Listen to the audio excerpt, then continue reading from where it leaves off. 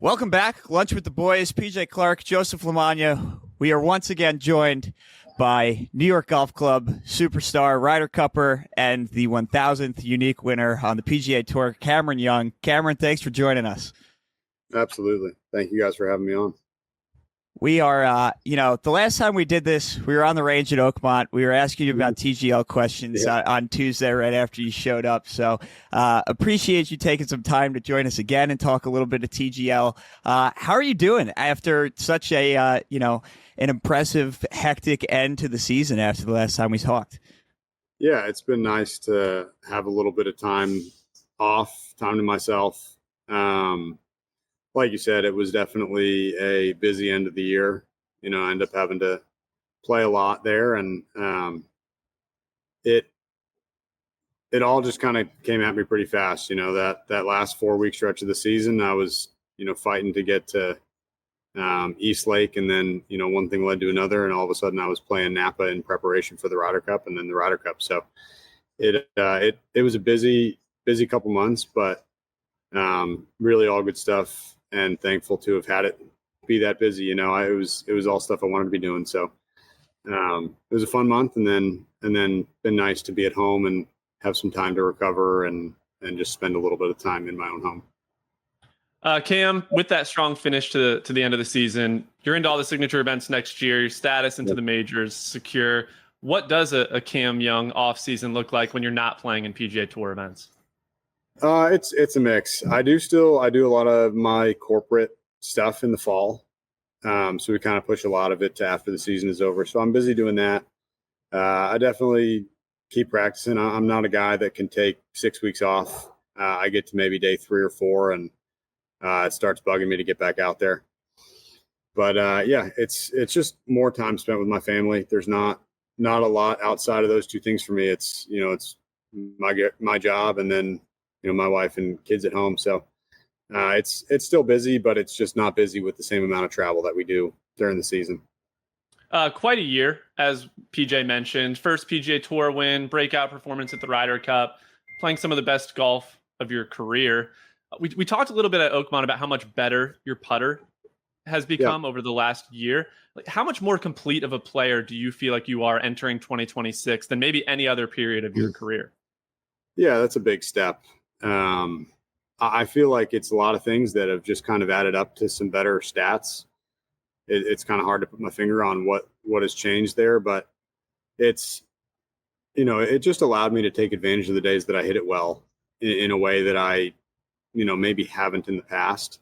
I think it kept me together some days that I hit it poorly.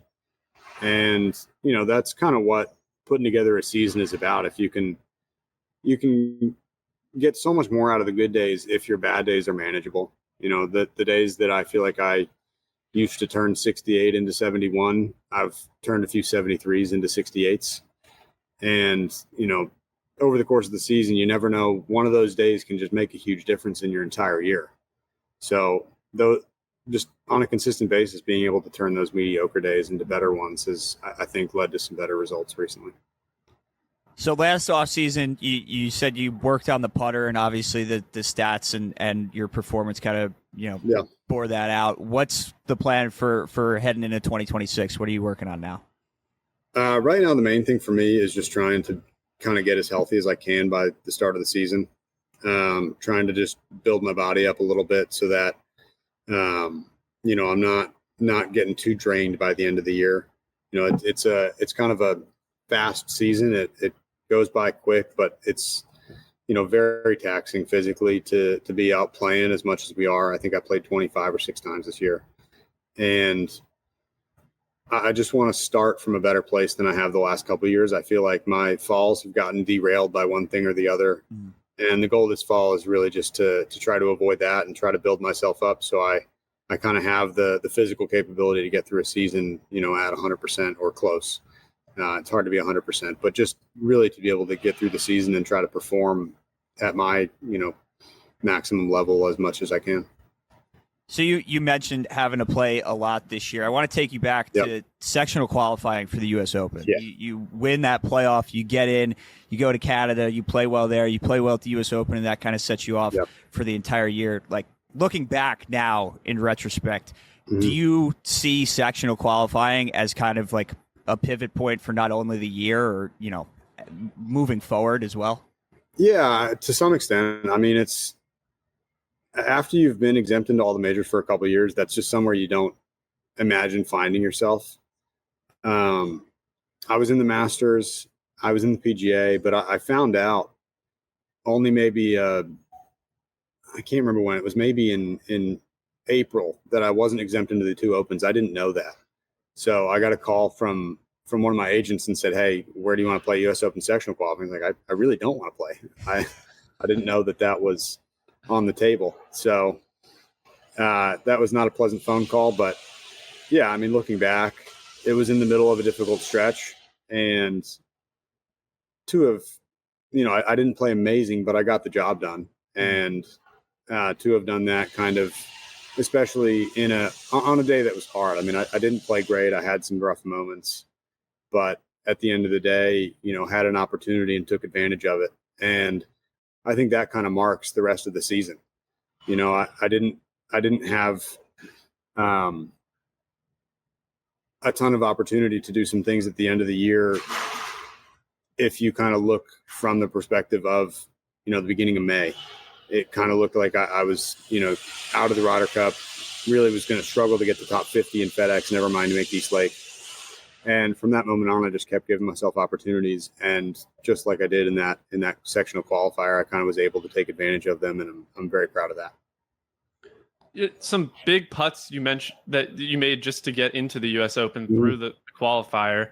Another huge putt you made was on the 18th green at Bethpage against Justin Rose. And I was just curious if you could kind of put us in your headspace as you were walking up to that green. I mean, massive moment for the United States and a pretty big moment in your career. Did you know you were going to make the putt? Like, can you kind of think back to what that moment was like in your head? Yeah, I mean, honestly, it was some shock kind of in both directions. Through 12 holes, I felt like I was in complete control. I was, not that I was getting ahead of myself, but I was just ready to get that match over with. And then, by the 17th green, him having a putt to go one up, I kind of couldn't believe that he missed. And so I went from, never thinking I'm going to lose to how on earth am I even going to get half a point? And then, thankfully my ball ended up just inside his on 18. And, never in a million years did I think I was going to have a putt to win that match at that point. So I kind of knew his wasn't going in early, just the way it started. I could tell it wasn't breaking. And at that point, it's kind of hits you the opportunity that you have, because it's one that, I never thought I was going to have to make a putt to win that match. And then all of a sudden, I never thought I'd have a putt to win that match. And, it's sitting there in front of you, and I've made a lot of those in my head over the years practicing. So it's pretty cool to have one of those. I've never really had one in my career like it. I've never had a putt to win a tournament. I don't think I've ever had a putt to tie. So it's just one of those moments that's so defined. The outcome is right in front of you. And, hit a really good putt. That's all I could do. And thankfully it was my one good read on the back nine. Even just going back to the start of that match, Saturday night, Keegan says you're going out first. Like, what did you ever expect? Obviously, you personally had played really well to that point, but the team was down. Did you expect to go out first? Did you think that was ever happening? And then was that even just compounded by the matchup with one of the best players in the history of the event? Yeah, I mean, I don't know if I necessarily expected it, but I wasn't really surprised either. I had played really well.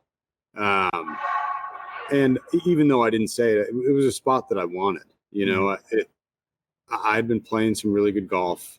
I knew we needed points early. And, selfishly, it's nice to be put in a place like that, because it's just another huge opportunity to do something memorable. Yeah. So, you hear Justin Rose. I know he's one of the all-time great Ryder Cup players, and he's a top 10 player in the world. He's had a great year, and like I said, it's just a huge opportunity. I mean, not that my game is unproven, but that's a moment where you can kind of show people what you have, and I wish I had ended the match early like I thought, but all things considered, the next time I have a putt like that, I'll have already made one. Yeah. And it's something I can look back on very positively. Looking ahead to the majors next year, Cameron, and the venues, if you had to pick one golf course of the 4 that best suits your skill set or your eye, which one would that be, and what do you like about that golf course? Of the 4, I would have to say Augusta. I've played well there. I've been hit or miss, but the times that I've played poorly, it's been kind of understandable. My first year there, I felt like I wasn't ready. I didn't have the course knowledge, kind of that you need around that place. I wasn't comfortable. And then I had back-to-back top 10s the next 2 years. And then last year I just was struggling with my game, and that's not a place that you're going to find it. So I think the results kind of all make sense. And I do just really like that place. I drive it typically pretty well there. And the more comfortable I get, being a good putter, now I've got a year under my belt of actually putting well. And I think that will play to my advantage going there next year. All right, last question before we get into some TGL stuff. I did just want to ask. You're down there at the Wyndham, last event of the regular season. What level of awareness were you of the whole 1,000th unique winner thing? Like, did you even know that? The first time I heard it was in the press conference. Okay, that's what I thought. Yeah, no, I had no idea. Did you were you surprised that they were making such a big deal out of it, or? I feel like they didn't make a huge deal out of it. It was kind of a cherry on top, I suppose. But yeah, I had no idea going into it, and it didn't play into my thought process at all out there. It was just kind of a cool milestone, for the tour, and I'm happy to kind of be in the books as, at least whether I do anything else or not. I have that notch in my belt, and I kind of get to be the mile marker there on the 1,000th winner. There you go, Mr. 1000. All right, so you're in the SoFi Center. You're ready to go for season 2.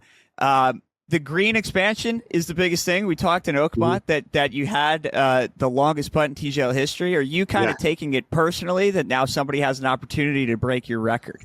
I don't know. I mean, I was in there today, and they were saying maybe someone will. Maybe it'll be me again. So who knows? It's it's a good. I think I hit the longest tee shot in TGL history just today again. Oh, there you go. I've got 2 of those now in here, but yeah, it's fun. I mean, the green looks great. There is some more opportunity to make a long putt. Kind of that bottom section, you could definitely have a reasonably straight 40, 50 footer. So there's definitely opportunity, but we'll see. I mean, it's going to take some learning in there again to kind of get used to the green. And sorry, I'm looking at it, thinking about how I want to go out there and hit a few putts. But there's definitely going to be some more opportunity to make a long putt, and we'll see. Who knows? Cam, is there anything about playing in TGL that a fan just wouldn't understand from watching? Do you have to play certain shots differently because it's indoor and take spin off or something? Is there anything different about playing that fans just wouldn't know from watching at home? Yeah, I mean, it's close to real golf. It's close to playing outside. There's a lot of things that are similar, but there's a little bit of game aspect to it too. There's some stuff you have to just get comfortable with. You're used to seeing a shot curve the whole way there, and in here you get to see the flight for the first 35 yards, and it starts to move, but it's a little difficult at first to kind of conceptualize how much that would curve, how much it's going to curve on the screen too. So for me, it takes a little bit of getting used to on that. I typically am better off trying to move things less. But yeah, I mean, the main thing is just how quick it moves. You have to be ready. The thing that I think when you come in here the first time and play, if you were trying to stick to the rules and play with the shot clock and you were playing our format, if you're not ready for it and you don't know where you need to be, that shot clock is going to get you pretty quick. So it's a lot of just getting comfortable with that, where you can be in position, know that you're up next, know what kind of shot you're going to hit, and kind of be ready to use the time that you have in the shot clock to prepare for your shot and not just to get to where you're going. So you have to be ready in it. I think we all got comfortable, part of the way through the season, and I think made it probably look easier than it is the first time. If you're just coming in here once to play the game, you're going to struggle to keep up a little bit, at least the first part of it, because it comes at you pretty quick. So your profile has certainly raised since the Ryder Cup and winning on the PGA Tour for the first time. Are you prepared maybe for some more mic'd up questions being asked a little bit more in season 2 here?